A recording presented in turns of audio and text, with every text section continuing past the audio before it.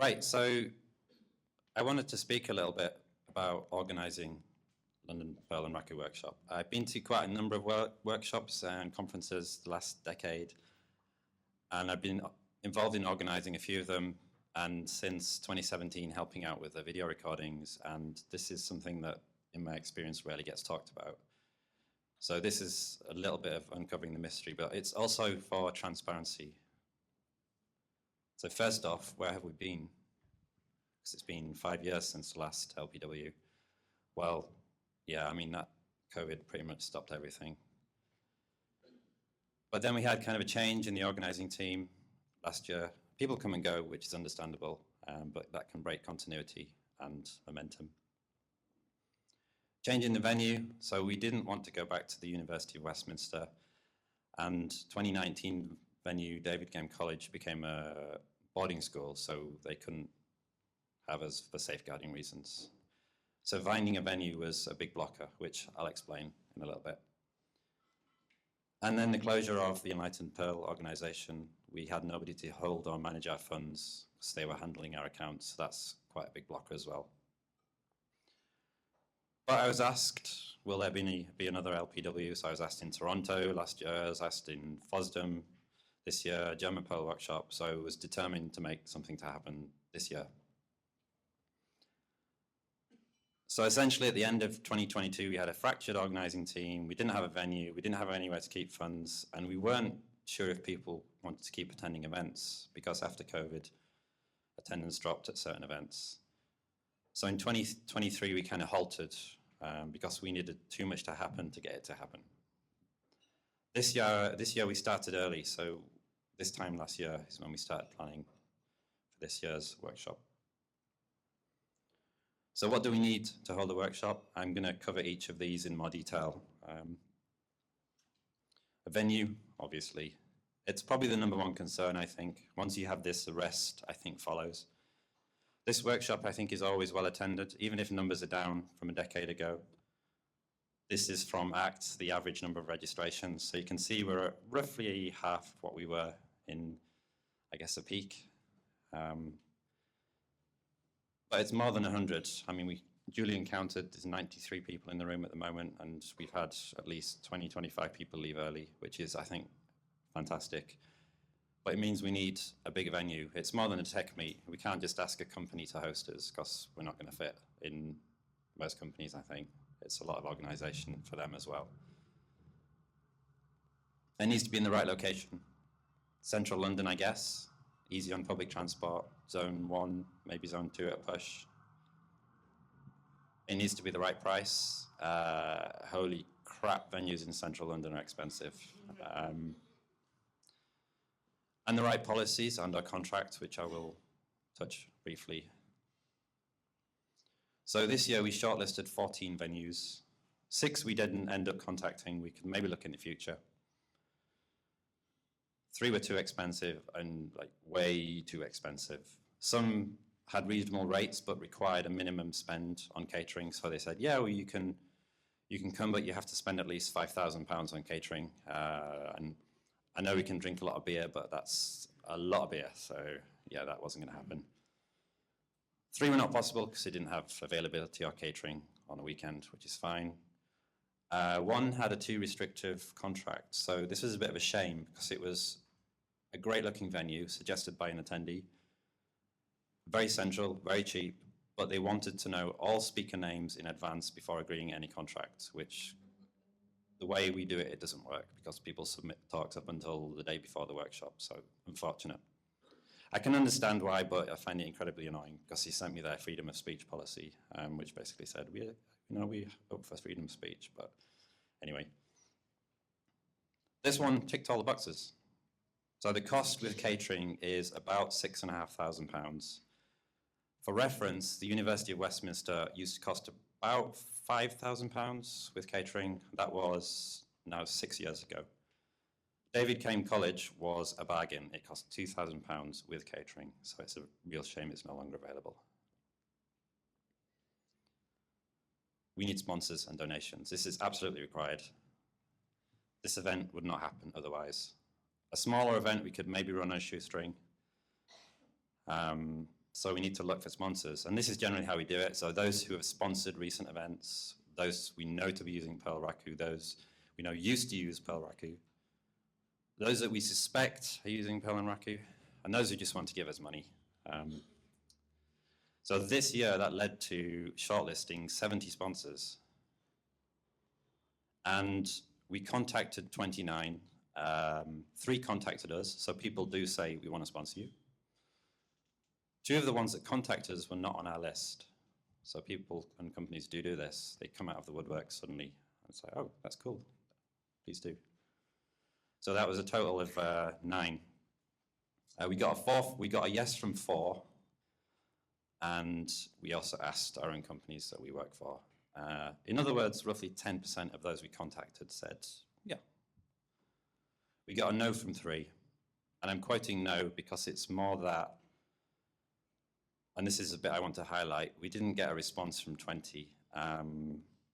We don't get any response from the majority. It's a bit like speaking to DevNull, unfortunately. Or we had a response, but the communication stream ran out of steam. And I only really chase once. I don't want to annoy anybody. If you want to say no, that's fine. We're happy for you to say, no, or we don't have the budget this year, or we already allocated for other things, or we only support job fair attendance, which is what some companies do. These are all perfectly legitimate reasons not to sponsor us. We're not going to call you out.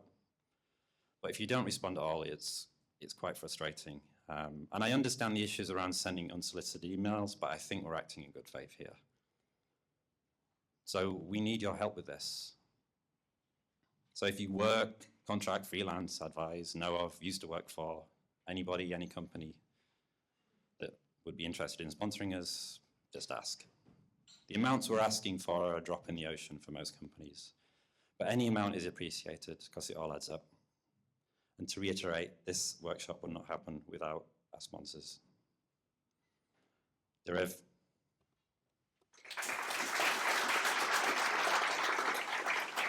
CV Library from Olio. Geek Uni, Geizhals. Dan Zegler, Spare Room. K-pop and Madarian.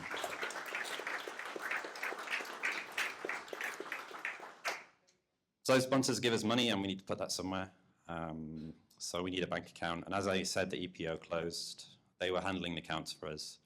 So when they closed down last year, that was no longer possible. And also the YAPS Europe Foundation is sort of closed. They're also handling payments out of acts. They're sort of closed because there hasn't really been any movement since 2018.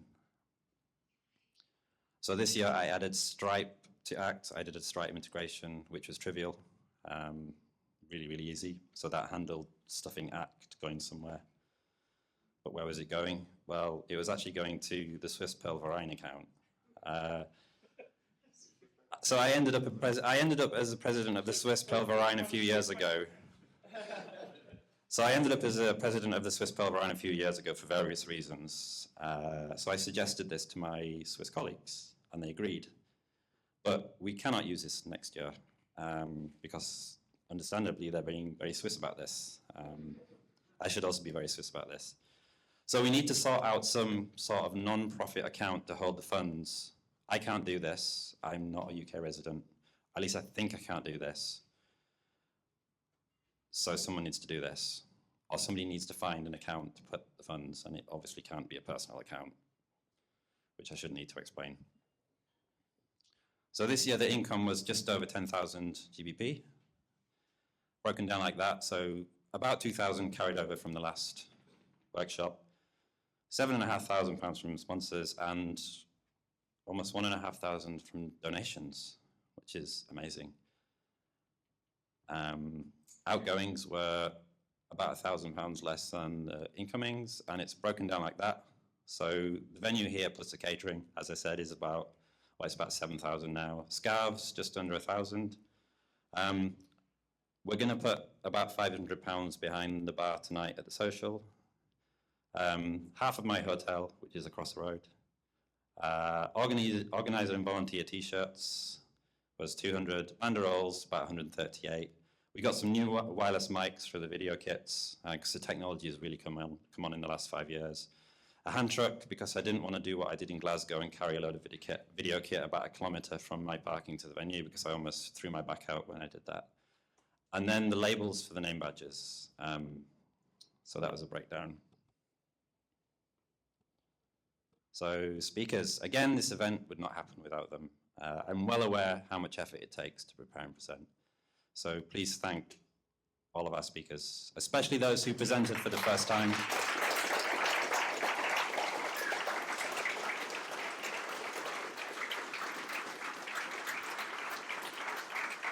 And of course, thanks to you, attendees, the regulars, and of course, not everybody can get to the workshop every year, but you know, it's important that you come when you can. And the first timers, I think we got 22 admitted this morning, so we expect it's closer to 30, maybe 30 first timers.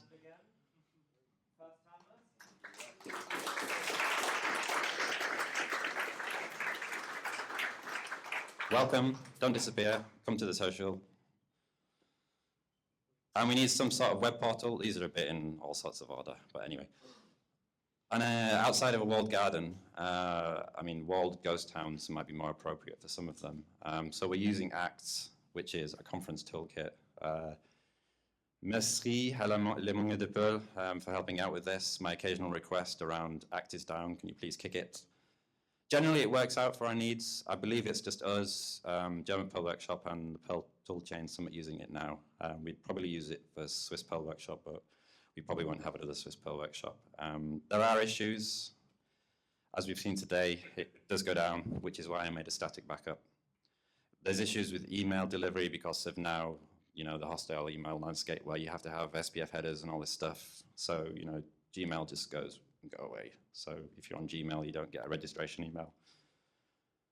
I don't know if these will be fixed. So maybe we need to look into something else to host the web portal, the place where people sign up. We need a date or dates. It's typically this time of year, which I think is about right. It happens around now to fall between other events. But there aren't really many other events now, so perhaps something in the summer would be better, I don't know. Marketing. So this is the hardest part, I think. This year we got the banner on MetaCPAN. Did anybody find us through the banner on MetaCPAN? Yes. Yes. One person at least found us. It's worth it. It's totally worth it. So thanks to the, yeah, I'm saying if one person finds it, then it's totally worth it.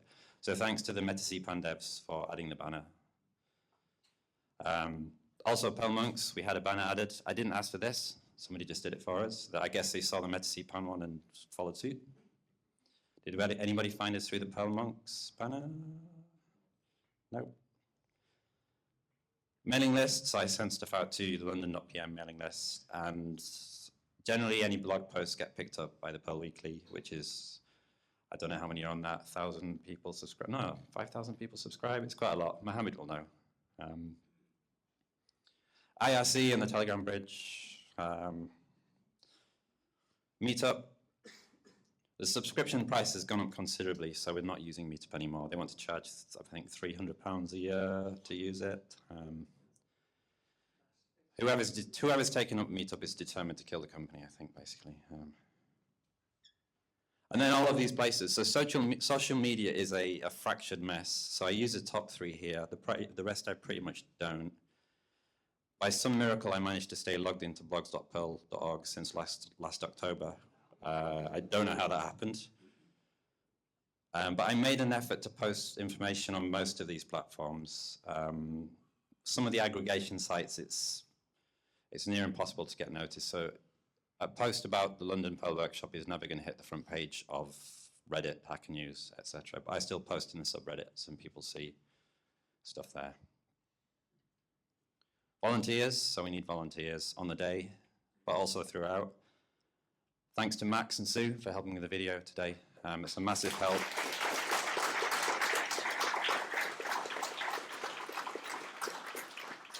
As you've seen, that stuff is very temperamental, so it needs babysitting through the entire day.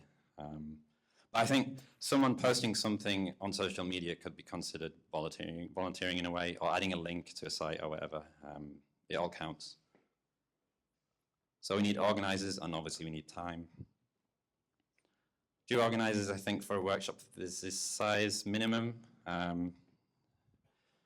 MDK, Mark, ran this event on his own for a decade when it was 2 to 3 times as big. So I think we all owe him a debt of gratitude for that.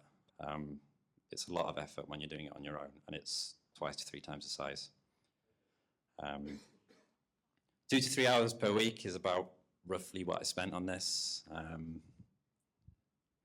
But anyone can do this. And if you're thinking, I don't live or work in London, I can't help. I don't live or work in London. I've never lived or worked in London. I don't even live or work in the UK. I live in the Swiss Alps. No, neither did Mark. Yeah, he's a northerner as well. I've lived in Switzerland for over a decade. But someone on the ground is very helpful, Julian.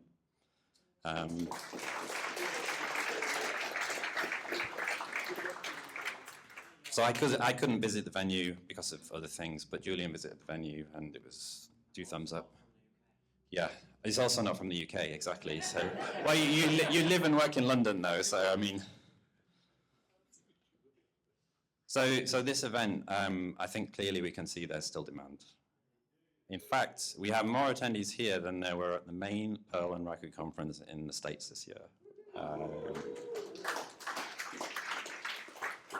And it's important. So the language in the community continues to exist. I know there are people here who have been using Perl for 30 or more years, but there's people here who have not used the language or were introduced to the language just a couple of years ago, or are just starting with the languages. So we need an event to discuss in person things that affect the language in the community. Salva and Stuart's talks have covered examples of some of the kind of issues that are, not literally coding in the language itself, but other things we need to talk about. So this workshop needs to happen. And it demonstrates we're still here to other languages, communities, and companies.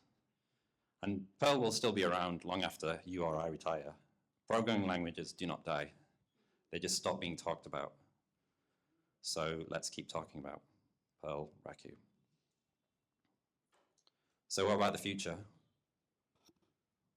I'm happy to help out if it's biennial or triennial. I won't have time to do this annually. I've got other stuff. If you want to run this annually, you'll need to put together an organising team. Do we do not London or not quite London? How many people here actually live or work in London? So, I don't know, a third maybe? How many are not from the UK?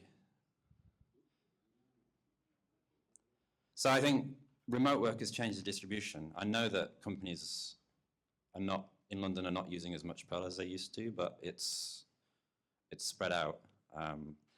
But I mean, London is maybe the easiest in terms of logistics. I don't know, getting there, hotels, etc.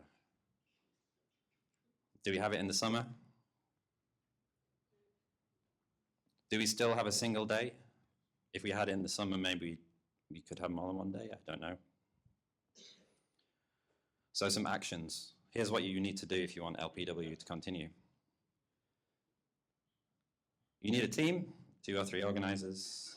As I said, you don't need to be in London. You need an account to handle the funds. Ideally, a non-profit account makes it easier for tax reasons and stuff. As I said, I believe I can't do this because I'm not a UK resident. Figure out if you're happy with this venue or look for other options. Contact me for help and information. Thank you.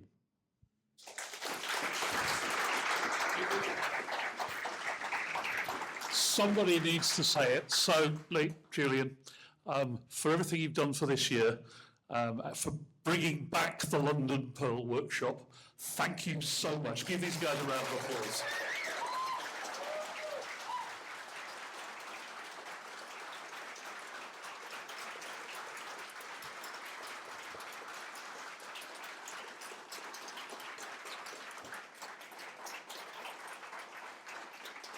So The pub is around the corner, about a 10-minute walk maybe, the Eagle. Keep your name badge. We're going to use the name badges to say, you know, can I have a free pint? Well, you know, the money behind the bar, basically. If you haven't got one, go and grab one. This QR code is not a Rickroll. It contains a link to the... I would say that, though. I mean, yeah. It contains a link to, you've probably maybe seen it already, the static stuff, but there's also a link to a feedback form, which covers some of the questions I've posed. All questions are optional and it's anonymous. Please take 5 minutes to fill it in. It will massively help. And if you want to speak about anything afterwards, we'll both be at the social. I can't say how late, though, because I need to drive back to Switzerland tomorrow, which is a long drive. Thank you very much.